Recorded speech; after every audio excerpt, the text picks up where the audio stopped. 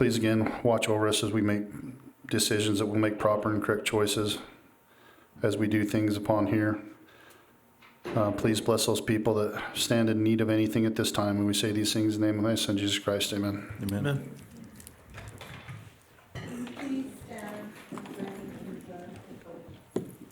I pledge allegiance to the flag of the United States of America and to the republic for which it stands, one nation, under God, indivisible, with liberty and justice for all.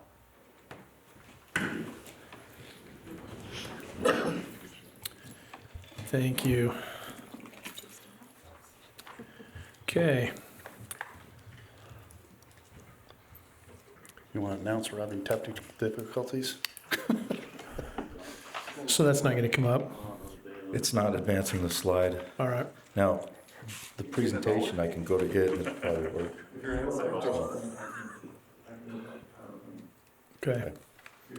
Well, we've got Got a couple things. we've got our agenda up here in front of us, but for some reason it's not working on the other screen. So we'll buzz through in the order that we have things and stay on our agenda. So, okay. Minutes. Did you gentlemen have any questions or thoughts on the minutes? No. I don't. I make a motion we approve the meeting minutes from September 18th, 2019. Second. Have a motion and a second. All in favor? Aye. Okay, very good. Any former agenda items or any past business we need to go over? I can't think of anything. What am I missing? Anything? I think we're good. Yeah, I think we are good. Okay. We do need to excuse Steve. I'm not sure where he's at, but Coming later. yeah, hopefully he'll be here. He's So. on route to St. George for a Oh, for the attorneys, conference. yep, attorneys convention. All right, we'll catch you next time. Okay, let's see. I don't see Mr. Barton or Tiffany here. With all No the rain. smoke, no fire. Yeah. Life is good. The rain definitely helped, so hopefully we'll be able to take that off the agenda soon and we won't have to put snow removal or flooding on, so. Okay. Let's see, I don't see anything else on here. Let's go ahead and we have our first agenda item, 505. Is Roger Kelly here? Nope. Okay. I don't know anything about this. I just saw it on the agenda. It was for asking for permission to use the county fair or the county grounds. I'm assuming it was on the front steps of the courthouse for a prayer rally. Chrissy, do you or Marlon know anything about this? Just what you said. Let's see if I can figure out the day. It didn't come through me, but I think don't they do it once a year? Yeah, they usually have it. Yeah. I don't have Yeah. a problem if they're just using the steps, so I'd make a motion that we let them use the steps of the county courthouse for the prayer rally. Yeah, I don't see a date on here is the only issue. I don't know that there'd be a conflict, so, okay. I'll second that, pending finding out the date. Okay. All right, I have a motion and a second on this. All in favor? Aye. Aye. Okay, very good.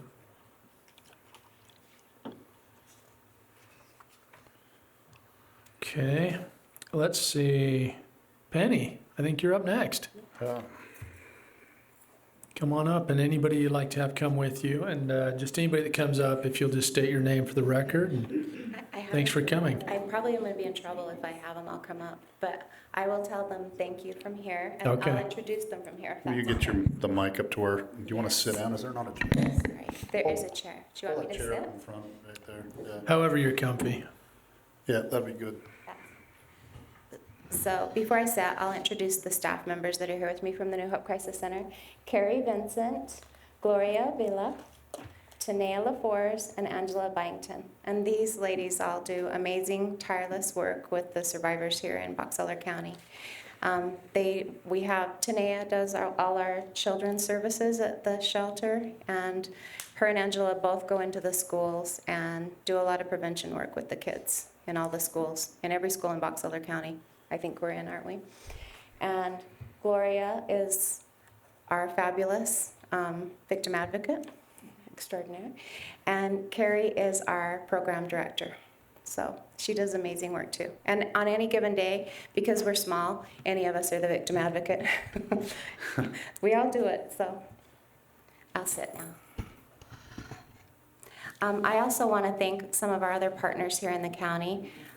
Steve's not here, but I really want to thank his office, the prosecutors, and Maddie and Amanda, the victim advocates at the county attorney's office. We have such a good working relationship with them, and it helps the survivors and the victims get the help they need. So that's nice. I also want to thank Sheriff Potter. Without law enforcement, we couldn't do our jobs at all. And he does an amazing job, and the Sheriff's Department does an amazing job with survivors and victims as well. So I want to thank all of them. I thought I'd give you a few statistics, and I know these are always kind of depressing. This past year, staff members responded to 2,809 crisis calls. We served 796 women, 228 children, and 131 males who were impacted by domestic violence, sexual violence, child abuse, dating violence, stalking, and other types of crimes. Staff provided assistance to 40 victims of sexual assault or rape, 19 victims of child sexual abuse, 57 victims of child physical abuse. We housed 61 women and 71 children for a total of 2,665 bed days. So we've stayed pretty busy. Did you say it was almost 800 unique women? 796 women. Wow. Yeah. Yep. I thought it's good to tell a success story that we've had this year. And just in the past few months, we were able to help a survivor that came to us. She was pregnant when she came in, and she had 2 young children with her while she was in shelter. And we've had this happen before. She didn't give birth at the shelter, but she gave birth while she was at shelter and brought the new baby back to shelter. Through our wonderful staff members, they were able to help her and her kids find a stable, safe housing. So that's always a success to us, when people find independence and safety for their families. We like the success stories. Yeah. Yeah. And I want to thank all of you, because I know you've supported not only our nonprofit, but all the other nonprofits in the county and our efforts. So I really appreciate that. We couldn't do it without the community, so we appreciate your help. Thank you for what you guys None of us do. can do it without the community. Thank you for everything. If you don't have any questions, are you okay if I read the proclamation? You're good. Please. We're going to ask that you proclaim October Domestic Violence Awareness Month. Whereas 1 in every 3 women in Utah will experience domestic violence during her lifetime, and whereas victims should have help to find the compassion, comfort, and healing they need, and domestic abusers should be punished to the full extent of the law, and whereas fleeing domestic violence has caused women and children to be the fastest growing homeless population, and whereas Domestic Violence Awareness Month provides an excellent opportunity for the community to recognize this issue and the many victims of this terrible crime, and to show support for the numerous organizations and individuals who provide critical advocacy, services, and assistance to victims. Therefore, we commissioners for the Box Elder County urge our residents to work together to eliminate domestic violence from our community, and hereby declare October 2019 as Domestic Violence Awareness Month in Box Elder County. Awesome. Very good. I would entertain a motion, gentlemen. I'll make a motion, we approve the Domestic Violence Awareness Proclamation for the month of October. Second. Have a motion by Commissioner Hadfield and a second by Commissioner Summers. All in favor? Aye. Very good. Thank you. Do you guys mind signing? Yeah, we would rather not have to sign this. It'd be nice if this wasn't an issue, but we'll sign it.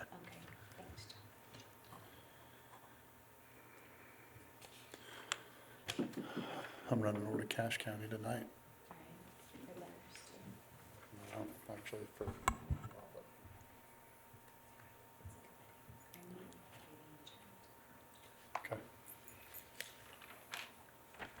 You got my cell? You got my cell?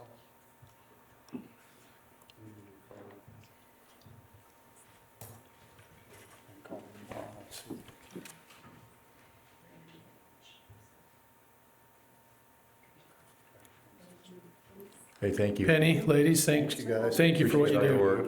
I hope that this is a really, really slow year. So, thank you. Thank you.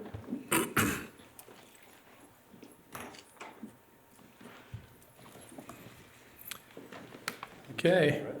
Dave, well, you're right up here. I have to say this very carefully, but it would be a great day if all those young ladies that were stood up and was, you recognized were all on unemployment. Right. Yep. Yeah, So, employed someplace else. Yeah. So, Yep. yeah, very good. You If know- you'll just state your name, we know who you are, but I'm David Yor. Okay. I'm Director of the School Institutional Trust Lands. And the reason that I am here to present you with a ceremonial check is because you have already received the money. About 4 months ago, it was wired to you. And when the finance office of the state reported they already sent this money out to the counties, I started asking county commissioners, well, do you know what that's for? And about 8 out of 10 said no. And I said, did you even know you had the money? Well, no. The treasurer never told us the money came in. And so the more I thought about it, the more I thought, well, maybe I ought to get on the road, and any county that received more than $100,000 in their treasury because of land in their county, I thought I'd go visit with them and present them with a check, and also do a dog and pony show of why SITLA acts the way it does. What's our constitutional grounds, and what's our rights and legislature and and also the enabling clause. So, commissioners, you have in your county over 176,000 acres, of which you are paid 86 cents an acre for. Now, this will not hold true in this county because you have such good, rich agricultural soil. But on the whole, across the state of Utah, that 86 cents is 3 times more than the Greenbelt payment that counties receive. And I'd be interested to know what your Greenbelt payment would be up here, because I wouldn't be surprised if it's not 50 cents or thereabouts, because of how rich your soil is. But I need to tell you the whole truth. So on the county, on the statewide basis, 86 cents is just about 3 times the average payment that they get on their Greenbelt payment. Really? And then you start to combine that with the $1.5 million that your school district receives every year because of the payment that goes right directly to the classroom. Let me take a second and explain to it. that goes into the community councils. That goes into the community council. Congratulations, Commissioners. I sat on that for a few years. Good for you. When we did that, this has been 15, 18 years ago, it was a pretty low amount. It was maybe $10,000 or $12,000. And I mean, I know you guys have done an excellent job, and it's went up dramatically. Yeah, you're So- at, Between you and Dave Damshin, I don't think you guys get enough credit doing No. what you guys have done for the school trust lands. Yeah. this is not as much of a job as it is a recreational period to see what kind of good you can do. You know what I'm saying? That's good. But to the other 2 commissioners and also the audience, the money goes directly to the school building. It does not go to the legislature, the state board, or the local school board. It goes to the individual school building. And so if you have five elementaries, you have a base pay for each building that's an elementary school, and then it's per capita divvied out from there. You have a principal, you have a couple of teachers, and 2 or 3 parents on the committee, the community council meeting, and they determine every year where that money will to be spent. And I do know in one school that this money was spent for a wheelchair, because there was a special needs student that needed it, and that's where the students wanted to go, and that was their wheelchair. You know, it taught a lot. It taught a lot of respect for the person, the special needs student in that chair. And all the kids, it was in elementary school, and all the kids took care of that chair and took care of that student. So there's lots of good things that come out of it. what I'd like to do is present the check to you, Commissioner Scott. Unlike the money you received in your treasury, if you drop this, it will bounce.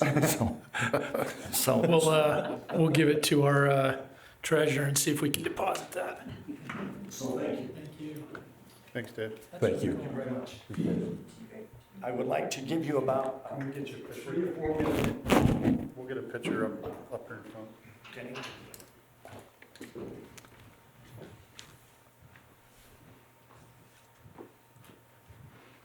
I don't have a good size, it doesn't matter which side you're on. I can turn it right around and feel it. Thanks. Thanks. No, You got guys- a, Let me do a 3 or 4 Yeah, please do. PowerPoint. Bring up the second one. Just the PowerPoint one? Well, the video doesn't work, does it? I think it did. Yeah. Well, that'll give 3 minutes longer, but that gives the, Let me see that gives it. the more pleasant way of. I have it down, there's 3 minutes of video and 3 minutes of PowerPoint. Then I don't bother you anymore.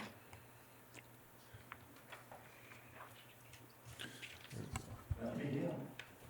If I can just get the sound on it. And then the Maybe we font, can 'cause lip it came sync. up with the sound It first. did. Okay.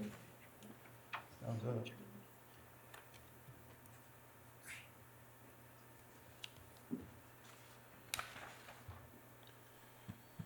tried to get- That's what I like, the politicians listen to me, you can't hear. Yeah. Don't you guys go here. Did I miss one? We can go to the. Let me stop it, Seemed to and I'll get just, the sound came up automatic before. State of Utah and our school children. As states entered the Union, federal lands were appropriated to them to provide financial support for specific public institutions.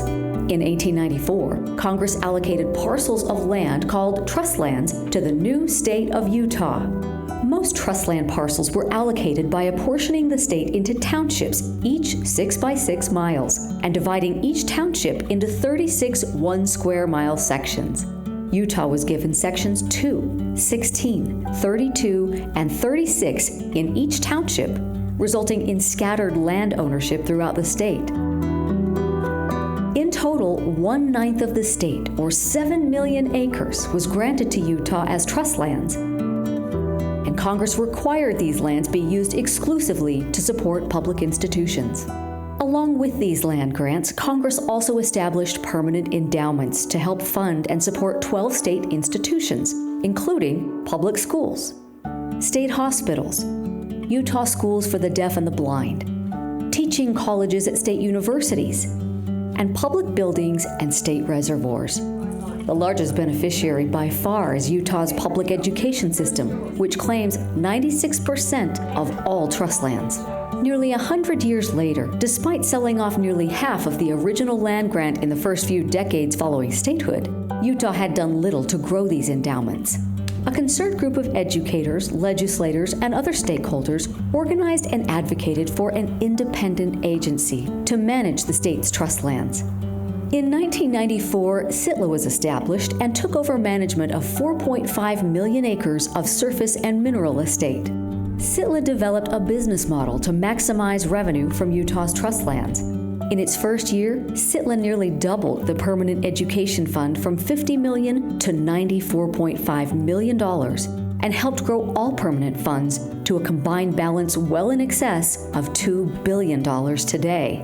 SITLA generates revenue from oil, gas, and mining leases, grazing, telecommunication sites, real estate development, renewable energy projects, land sales, and other commercial and industrial development.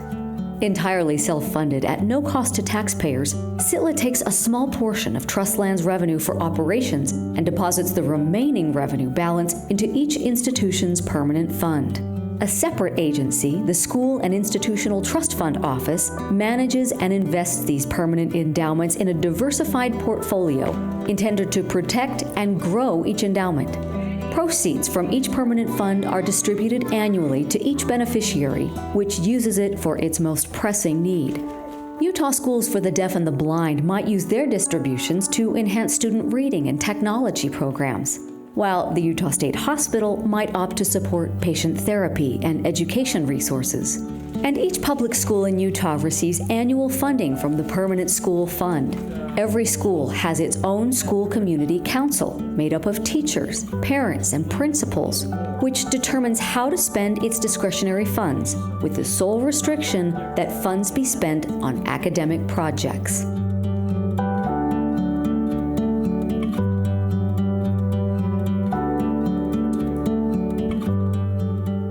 Go to the next PowerPoint, please. Okay.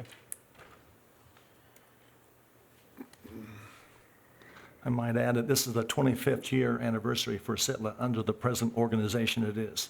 Wow. It's been 25 years. That was one of the first bills I voted on when I entered the legislature. Really? Was this one here? Yeah. So it's, go to the next slide, please. Okay.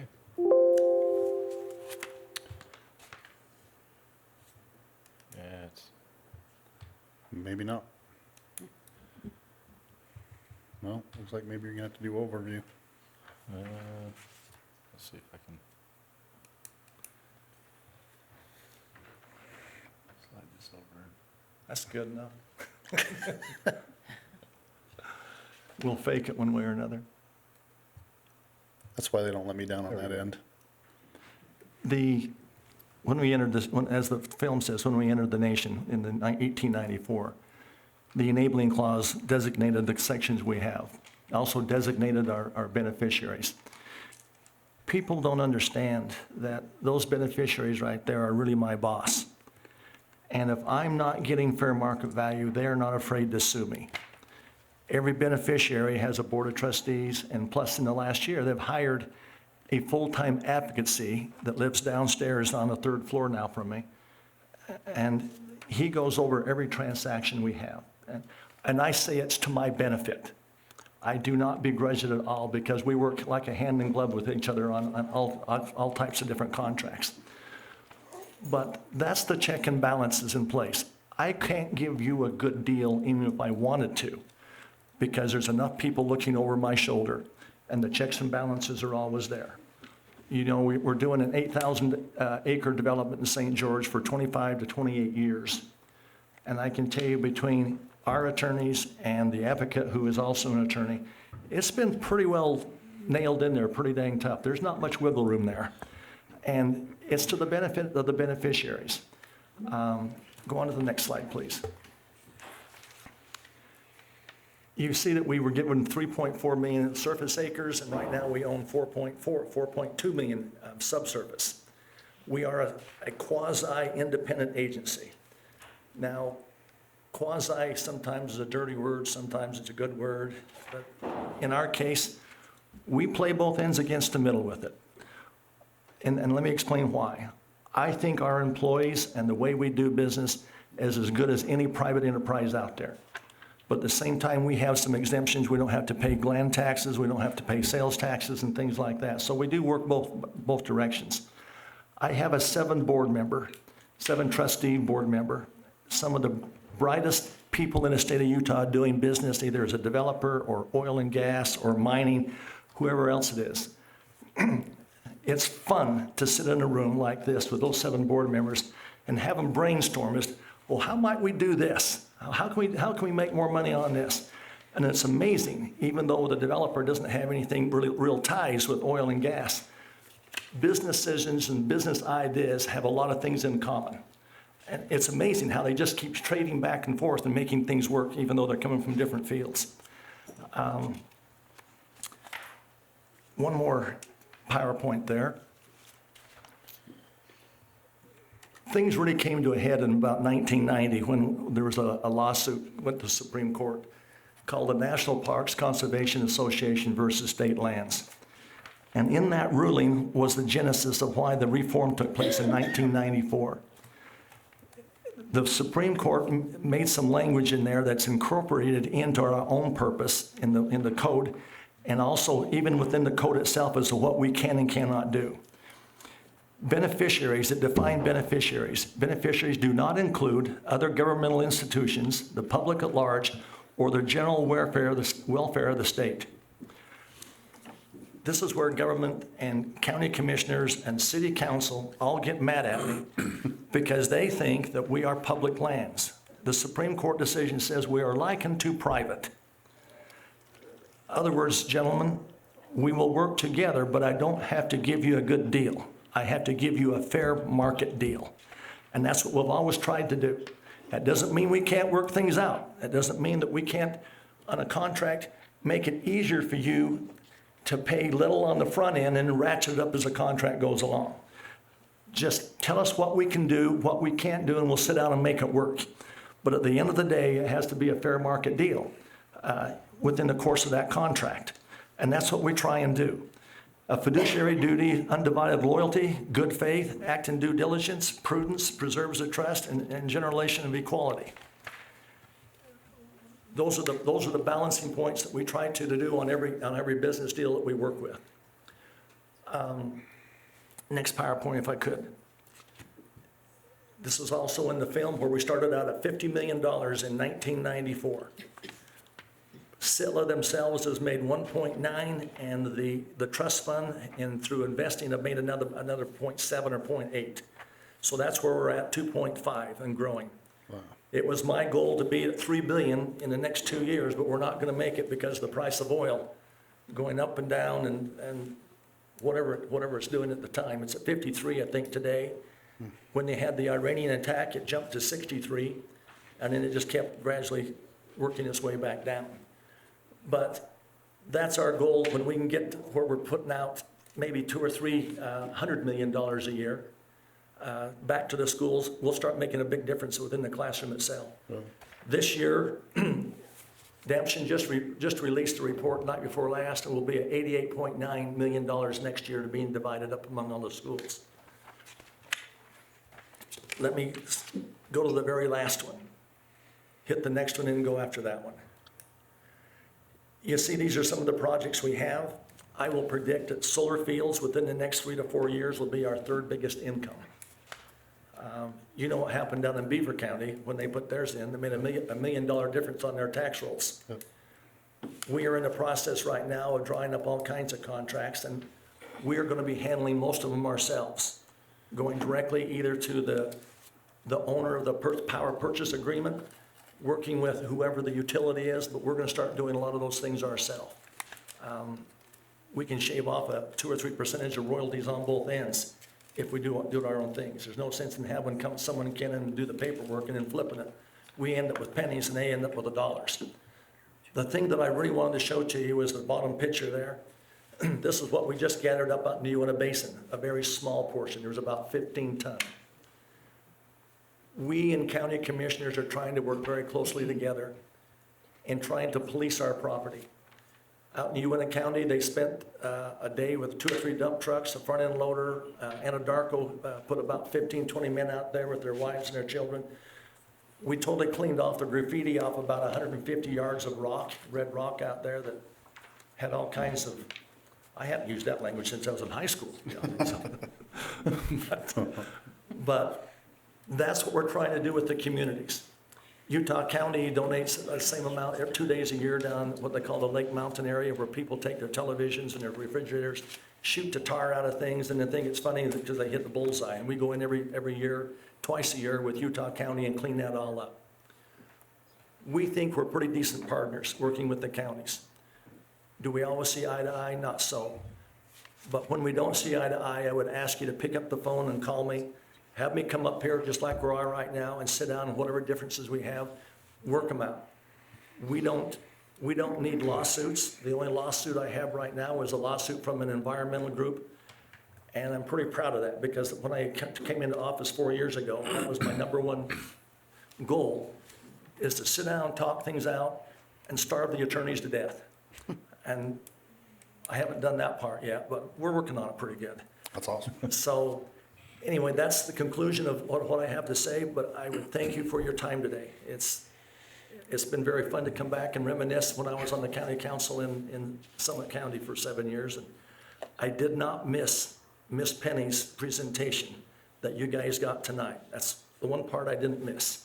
But the no. rest of it I thought was very good. So, When we first came in, we were doing the oh, Utah test and rating, and we were supposed to lose some Sitla land, and then we actually made a deal to where we actually gained some. So we traded back and forth and actually gained some Sitla land on the Uter. let me report to that. That's a sore point with me.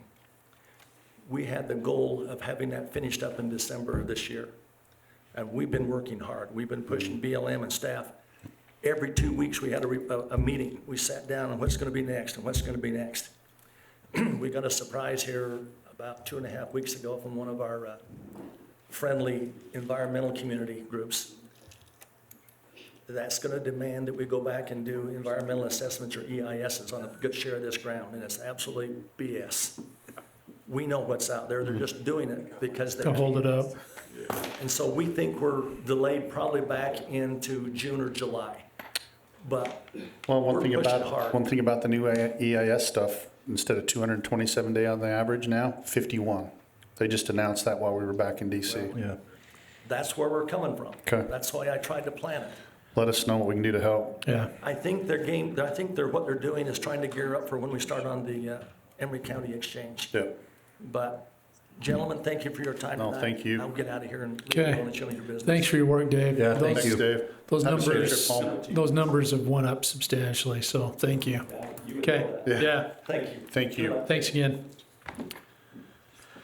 Okay, Commish, Okay. this is you. Well, I read in the paper and a bunch of things the other day that one of my dad's old hunting buddies that I used to grow up with and ride horses with and stuff got a really cool award. So if Roland Standard would like to come up here with us commission, we're gonna just honor you for what you did and where you got your medal. And I've actually got you a little Spike 150 coin. So we're gonna come take a picture, and if there's anything you wanna tell us about the medal you got and what it was about, I don't wanna embarrass you or embarrass myself with saying too much, so. I wasn't too prepared on saying anything, but not much of a public speaker. Well, it was neat to be honored. There's so many more that should be. You wanna tell them what your service was through and why you ended up? Well, in 1961, on October 3rd, I had been drafted and went in the Army and spent 2 years active duty. This was during the Cuban crisis, which if you want to read about it, there was a lot happening there that most people don't know about, and it was pretty close to World War III, very close. And other than that, Well, I just thought it was amazing. I wanted to make sure that we knew that he's a part of our family because Jenica's his father-in-law, and I happened to get to marry him, and that's when I got to meet the whole family. And I'm telling you what, if my dad was here, he'd be crying right along with us. So we appreciate everything that people like this do in our community. And so I've got you a Spike 150 commemorative coin for you. thank you. And we want Appreciate to get a picture with you. Is that okay? That's great. Thanks for coming and all your family. I don't know if you want to make them stand up and embarrass them, but. You do. We're already embarrassed. That is so awesome.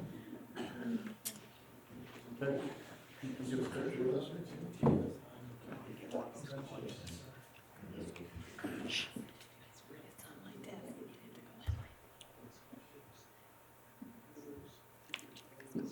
How about if they take a picture with the family, because You want to come, guys, come up? Let's take a picture.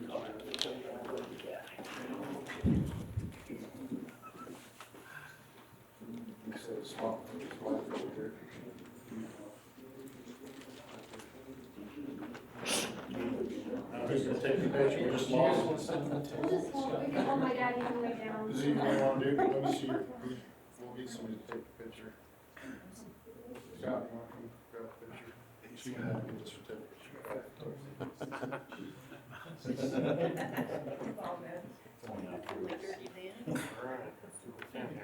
Well, we're gonna have to act like we like each other, Scott.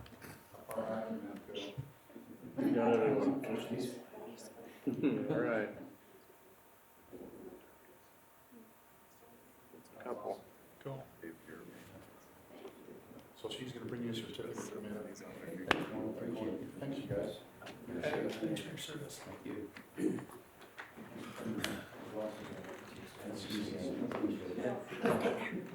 Been a while. You want us to stay here? Oh. Here you go. Here's a certificate.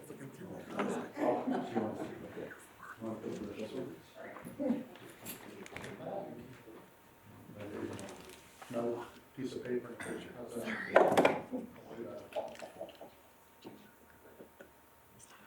Thanks again. Okay. Appreciate it. Thanks, sir.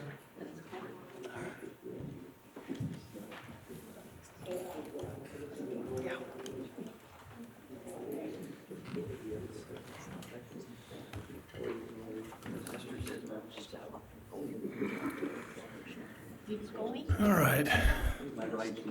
Okay, very good. Thank you very much, folks. Sheriff, I think you're up. Oh, never mind.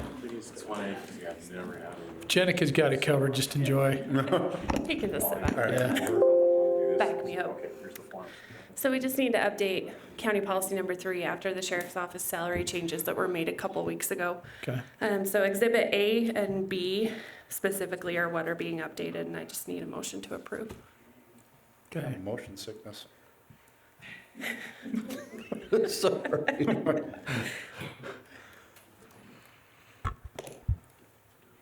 I'll make a motion, we approve the change to accounting policy 3. Second. Have a motion by Commissioner Summers and a second by Commissioner Hadfield. All in favor? Aye. Thank you. Okay, Thank you. thank you. Tom, some tax exemption. See, if you'd have got up to take the picture, you'd already been up here.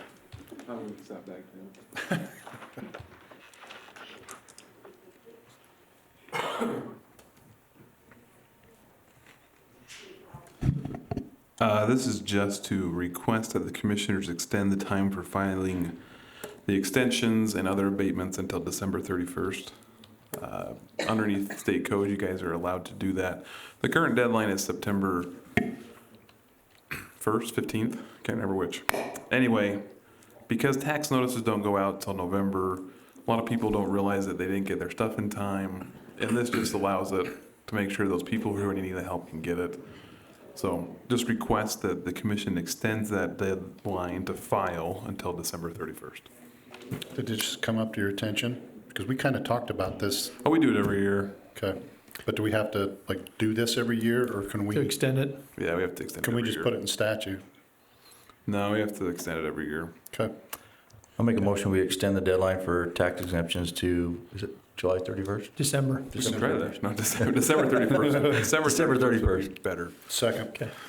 Have a motion by Commissioner Hadfield and a second by Commissioner Summers. All in favor? Aye. Thanks. Thanks, Tom. So on that, Tom, that doesn't affect you guys as far as your work or your reports or stuff. It just, No, it comes in December 31st. Okay. That's what I thought. Okay, very good. Thanks, sir. Scott?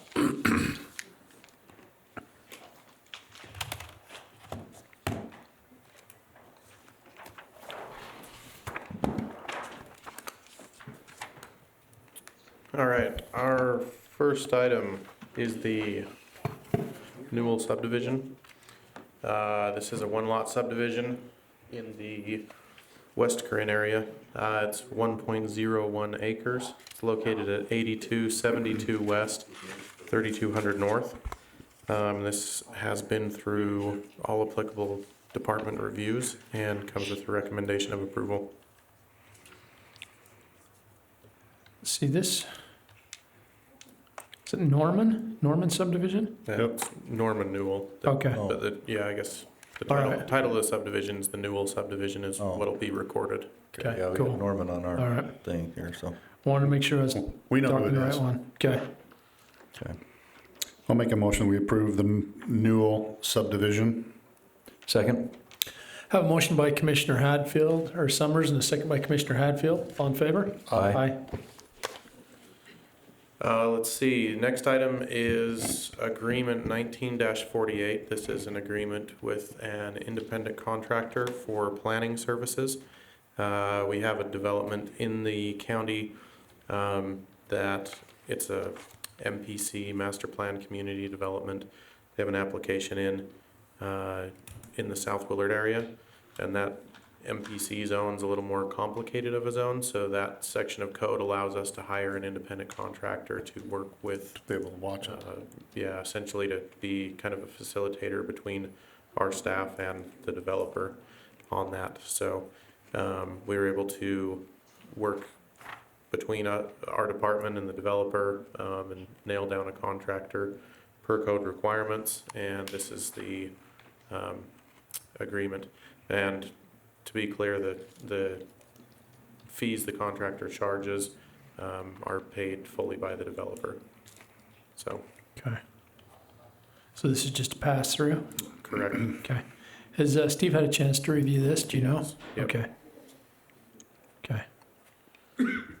And so it looks like it's based on that per hour, not to exceed that amount. And so that's the top that they could get. Yep. But I mean, it goes through the developer anyway. Mm-hmm. Okay. All right. And we already have the funds. The county's current already is holding those funds, so. Cool. All right. I'll make a motion we approve the contractor agreement 19-48. Second. Have a motion by Commissioner Hadfield and a second by Commissioner Summers. All in favor? Aye. Okay, and then 537 has been tabled or postponed? Correct. Okay. Section 23 rezone, or ordinance 502. So this section of land would be directly south of Manaway. It's up in the mountains there. What would it be, south of the girls' camp there? And it straddles the Box Elder County, Weber County line. So the property is currently zoned MU 160, which is a multiple use 160 acre zone. The applicant is requesting that it be rezoned to MU 40, which is a multiple use 40 acre zone. The reason for that is there are essentially it's property that they're the heirs of the property, and it would allow them to split the property into 40 plus acre pieces for each child.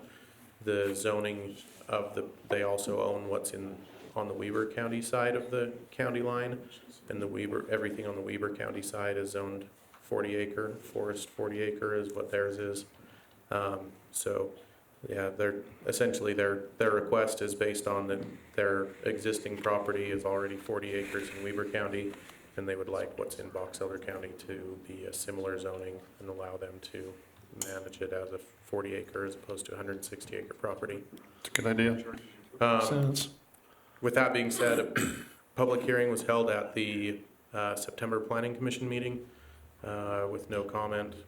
And well, there was comment from the applicant in favor of it, obviously.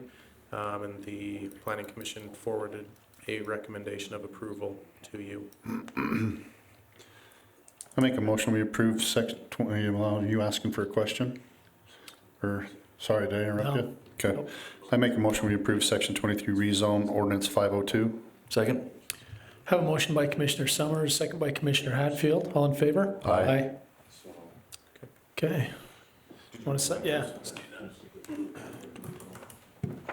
Bill, I think you're up next.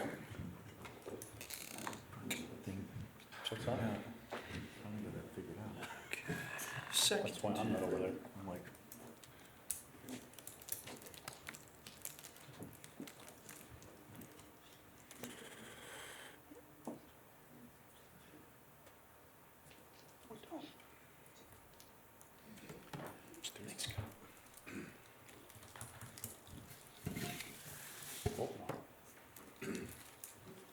unless you got something pressing. You haven't done a closed session, did you?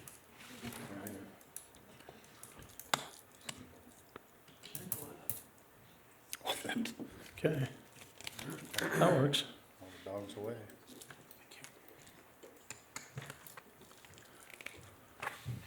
Okay, thanks, Scott.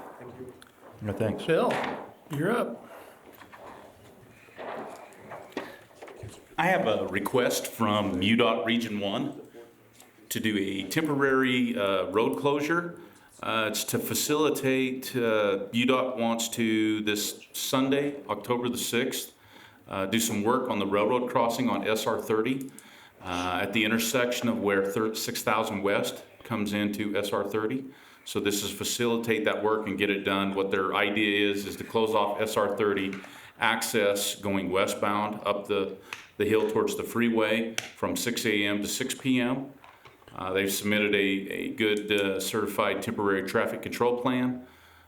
They will be putting and asking for a closure on the two east and west roads, one 14,400 north. They'll be putting a sign there next to SR 13 saying road closed, except to local access only. And then also on 15,600 north, which is the county road directly north of SR 30, accessing up to 6,000 west. And they'll also saying road closed except to local access. And then they'll do a hard closure on 6,000 west coming into that intersection there of SR 30. And that's for this Sunday, the 6th of October from 6 a.m. to 6 p.m. is what's being requested. Okay. It's just one day, just 12 hours. That's what they're looking at. They're going to be able to facilitate and do the bulk of the work that day. I'd make a motion, we approve the temporary road closure on SR 30. Second. I have a motion by Commissioner Hadfield and a second by Commissioner Summers. All in favor? Aye. Next item up, I have a water purchase agreement for the Park Valley area. And it is pertaining to two landowners in that area that we'd like to be able to access and get water from. Tony Kunzler and Bill Rose. On this agreement that this is the final copy that Steve has taken a look at, and this has adopted his changes into it. The purchase price that the county would be paying for it would be $25 per major tanker load, which can be anywhere from 9,000 to 10,000 gallons per that tanker load, and then $12.50 for our smaller 4,000 gallon size trucks.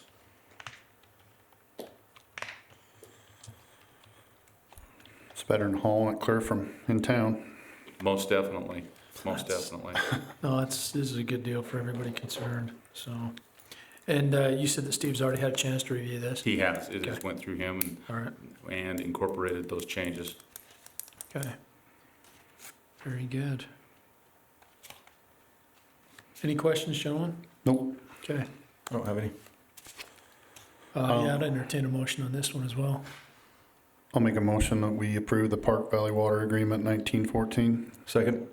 Or 49, I mean, sorry. Very good. Have a motion by Commissioner Summers, second by Commissioner Hadfield. All in favor? Aye. Okay, thanks, Bill. Very much. Yep, thanks, Bill. And do you have a copy of this one to sign, Marla? Yes, it's Okay, awesome. Round file the rest. Thanks, Bill. We got some of the slides going now. Yes. We've had some technical difficulties. So one of the things, does it let us scroll, or? I gotta get my cursor over here.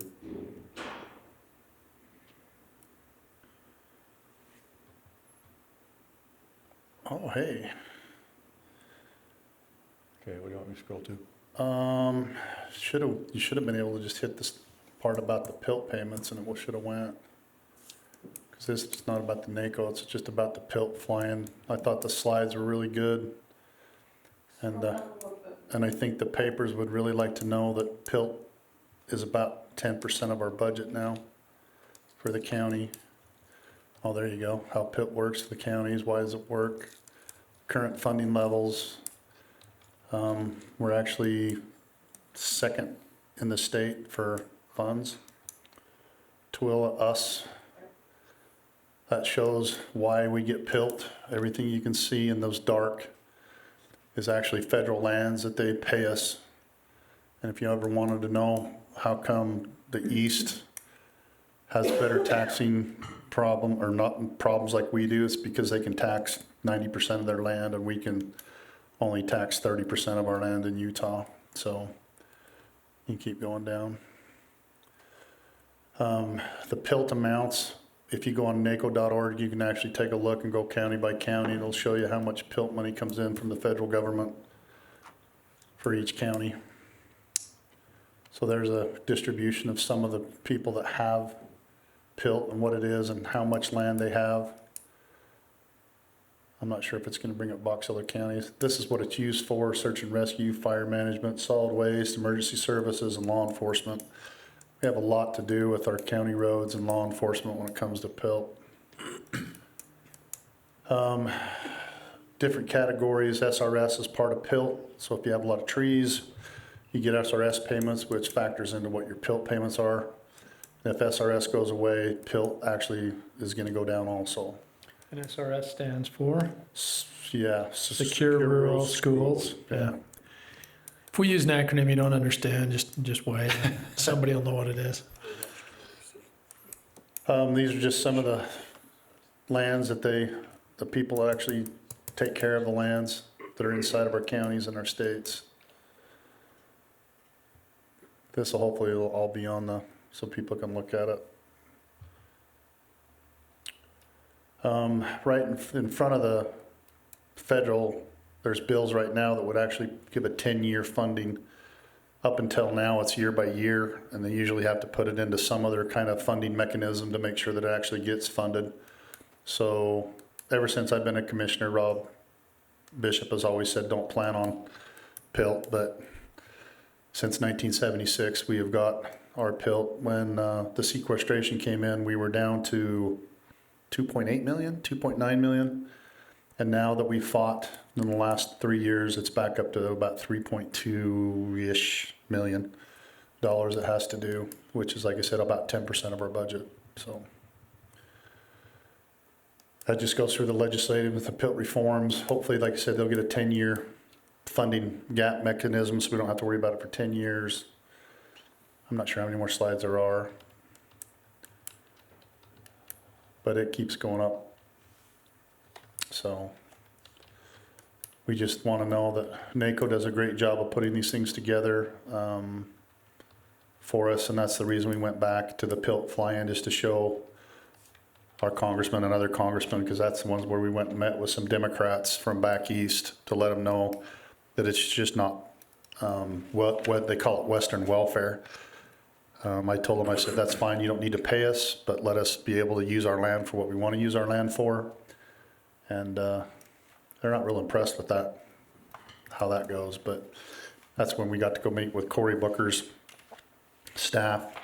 And they knew absolutely zero about PILT. So we got to educate them a little bit about why things are important in our areas. So when you think about it, we're bigger than 3 states in our county alone. It's hard to realize that we're able to do what we do with only being able to tax 30% of our lands to be able to continue to do what we do. So, you got anything to add, Jeffrey? Nope. Just like I say, we went back there and talking to people. Obviously, Louis Gohmert from Texas knew what PILT was, but yeah, some of the different ones we visited with didn't, so it was good. Even though Texas doesn't have any PILT. Yep. Very little. So, yep. Okay, information. Thanks. Awesome. Okay, census 2020. Were you covering this? Okay, yes. We had a discussion last week at our USAC meetings, and basically just wanted to get some information out there. We've got the census coming up, and basically they're going to be looking for people to go around. They cannot mail them to P.O. boxes. So with that, they're going to be looking for people to sign up to work for the census. And we're going to be posting this on our website and putting the information out there. I talked to Dan Black too of Utah State. We'll post it down there. But it's you apply online at the 2020census.gov /jobs. There's also a phone number. We'll have that posted as well. But it's important that we do get people to sign up to do this so that we can get our numbers right, because obviously a lot of things depend on it. The house districting and things like that nature depend on our census numbers, and we want to make sure those are correct. So that's going to be kind of, I guess they've dished it to the counties to kind of. Well, I think they Head that said we get $1,080 per person that comes in from the federal government. I think that's what it was. Remember that? That figure, but somewhere around there, just over $1,000. So some of the things that, and that's some of the reason why, it also has to do with representation. So that's why we ended up having a 4th congressional seat when Mia Love came in. So we're on the verge of possibly getting another one, with California losing so many people. So we could actually get another one if we get everything counted the way it should be, so. Okay, very good. When we get those, I would suggest getting a copy to the library as well. They would typically stick those up, and then that's where a lot of people go for information on that kind of stuff, taxes.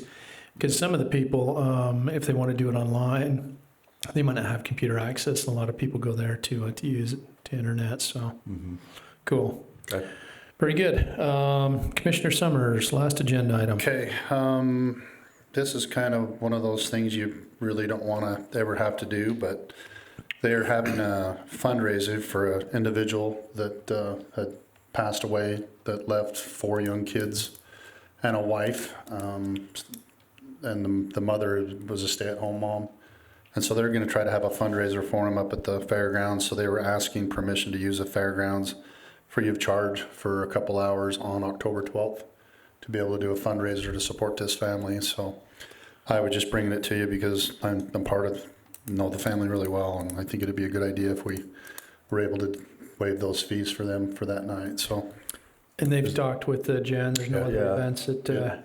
Yeah, they made sure As long as that's been okayed. Yeah. Through Jan. Yeah, as long as Jan knows. Yep. I'll make a motion that we approve the use of the fairgrounds for them on the 12th. I'll second that motion. Friendly amendment. Can we stipulate in the motion that they're doing it and that we're waiving the fee? Yes. Okay. Okay. All right. Very Thank good. you. And if anybody wants to know, it is for the Newman family. Okay. Very good. Have a motion from Commissioner Hadfield and a second by Commissioner Summers. All in favor? Aye. Okay. Let's see. I think all we need is the register. Yep.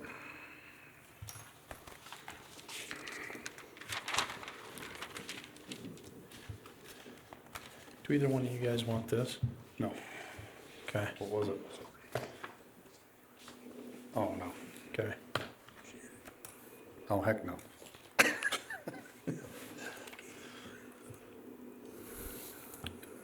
And that's that. Pretty good presentation. Dave? Yeah, that's the first time we've ever had that from Dave. Yeah. That was good. Can you put my name on that just for fun? Oh, no. There's no financial institution account number or I know, but just for fun. ACH.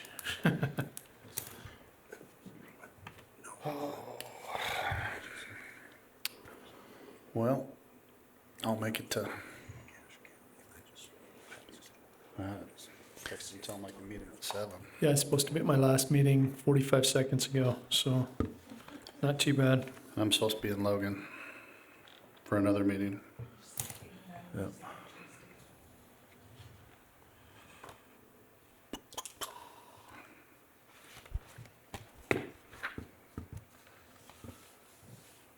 Did you find 3 of them in here? Yeah.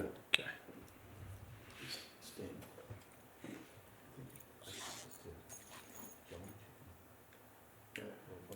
Make sure that it gets to the BCHO group or whoever gets to put it all out. I've got one too if they need it. Okay.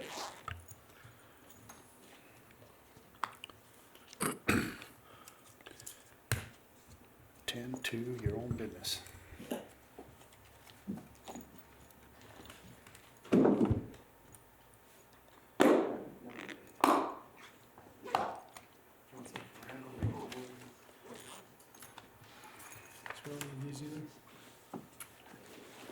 so.